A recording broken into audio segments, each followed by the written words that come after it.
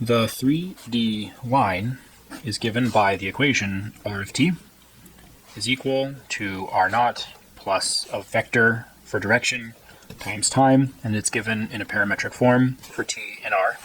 The way this works is there's a point r naught in three-dimensional space, x, y, and z. There is an associated direction vector v, and then this direction vector uniquely specifies a line r of t in R3. This vector form is sometimes written in a component form as x naught plus v1 of t, y naught plus v2 of t, and z naught plus v3 t. And again, we would have to specify for the parametric variable t in R. Let's do an example. For our first example, consider a line through a point P equals 3, -4, 1, and parallel to a vector v for direction equals I plus 2j plus 3k. For our solution, we will start with the equation of a line r of t is equal to a base point r0 plus a direction vector times t, and then we'll give the domain of the parametric variable. Our solution in this case can be written as the base point p, 3, -4, 1, plus the direction vector 1, 2, 3, multiplied by the parametric variable for all t in R. These are equivalent notations, just written in different ways. We can also give an equation that is not in a vector form, but respects a parametric representation of the points in R3. So for example, we could write each coordinate in R3 as x of t, y of t, z of t is equal to x naught, y naught, z naught, which would be our point associated with r naught, plus our direction vector v1, v2, v3 times t. And so in this case, we would have something that looks like 3 plus t, minus 4 plus 2t, and 1 plus 3t for all t in R. So we might say minus infinity, less than t, less than infinity. So this would be an equivalent representation. You might ask yourself, what's the difference between these two forms of the line? For example, this form 1 and this form 2. Well, it's sort of a matter of perspective. So the idea of this solution is we have x, y, and z, our three-dimensional coordinate space. And to define a line uniquely, we specify a point, P, and then a direction vector, v. With this direction vector, v, we will determine a line uniquely in space. Now, the question is, how do we specify this point? One way to do that is to look at a coordinate, x naught, y naught, z naught in R3. Now, as a coordinate in R3 corresponding to the value of the point P, this is actually just a 3-tuple. It's a coordinate, but it is also associated with a vector in standard position. So for example, if we define a vector in standard position with tail at the origin and head at P, then this would become our r of 0, which is equal to our base point r0. Now, this vector in standard position, evaluated at time t equals 0, is associated with this point here, in this case 3, -4, 1, or the base point x naught, y naught, z naught for the line. In one framework, the points are thought of as evolving according to how the three tuples evolve.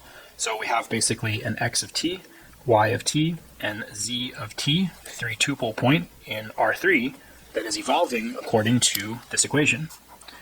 That would be a representation of the line in a parametric component form. In a vector form like this, then what ends up happening is we track the point along the line by evolving a vector in standard position according to an independent parametric variable, time in this case. Here is a second example. Suppose you have 2 points. Say P equals 1, 2, 3, and Q equals -1, 0, and 1. So these 2 points will determine a line in R3. Not drawing a really precise sketch of them, we might expect something like this. 2 points in a 3-dimensional space will determine a unique line. The question is, how do we get the equation of this line? In order to do this, the first step is to write down the vector form for the equation of a line. Then we need to find a point on the line. So in this case, we can use P or Q, which is one of the points on the line. So without loss of generality, we can just choose P, for example. So in this case, we would have 1, 2, 3, which is the point P. Then we need to find a direction vector for the line. We can basically choose for our direction vector the vector defined from P to Q or Q to P for V. So, for example, we might choose to use V equals a vector from P to Q. If this was P, and this was Q, then the vector from P to Q will be equal to the coordinate Q minus the coordinate P, which will be -1, 0, 1, -1, 2, 3. So the direction vector in this case will be -2, -2, -2. And then our line becomes the point P plus our direction vector, -2, -2, -2 times t. And then we must specify the value of our parametric variable, in this case for a line, t in R. And so this would be our answer in this case. We can also give the equation in a component form that is not in a vector form. In that case, we might write our solution as x of t is equal to 1 minus 2t, y of t is equal to 2 minus 2t, and z of t is equal to 3 minus 2t. And then again, we would need to specify our parametric coordinate t in R.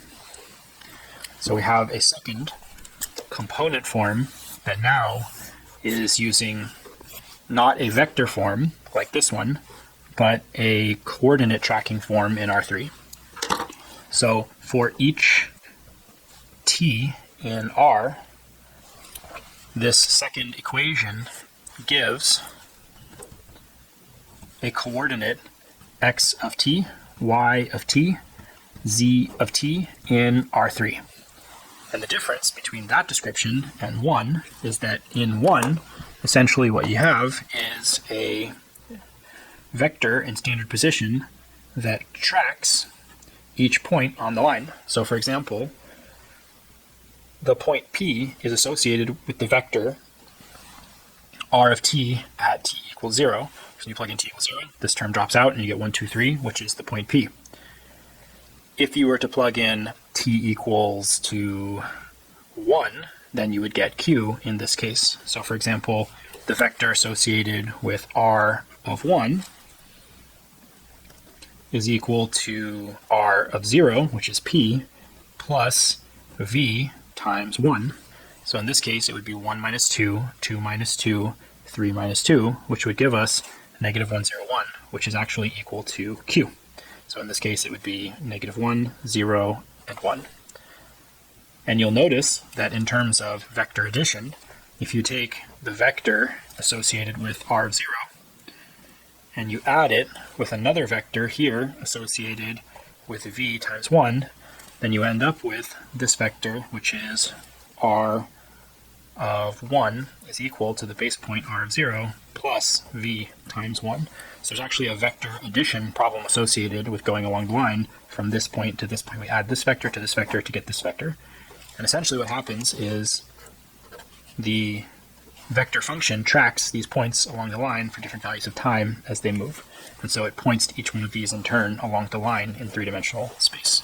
Suppose we want to find a line parallel to a given line.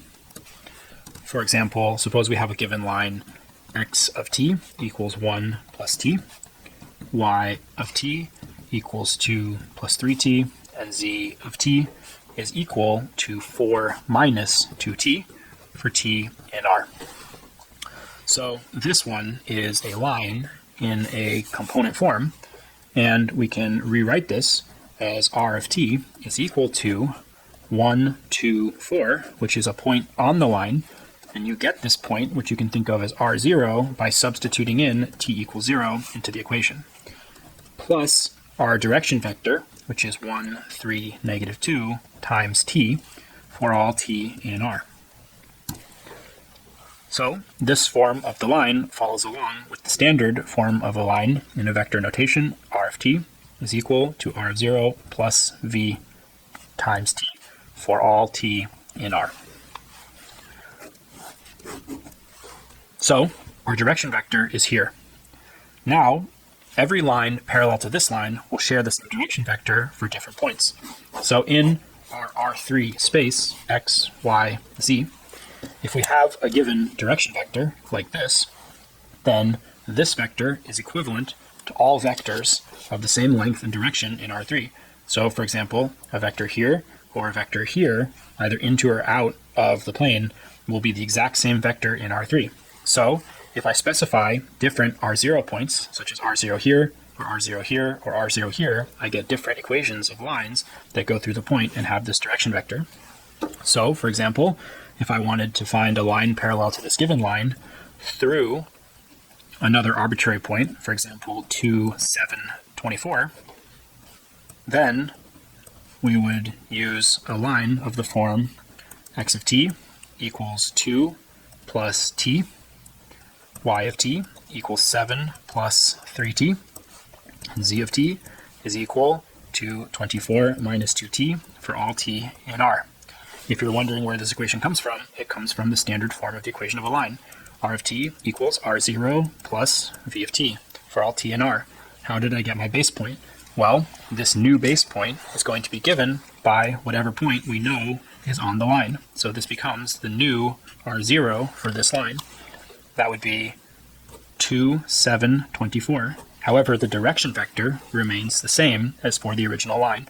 So this would be plus the direction vector 1, 3, negative 2 times t, and we would say for all t in r, our negative infinity is less than t is less than infinity. And so this would be our answer for a line that is parallel to a given line, but goes through a different point.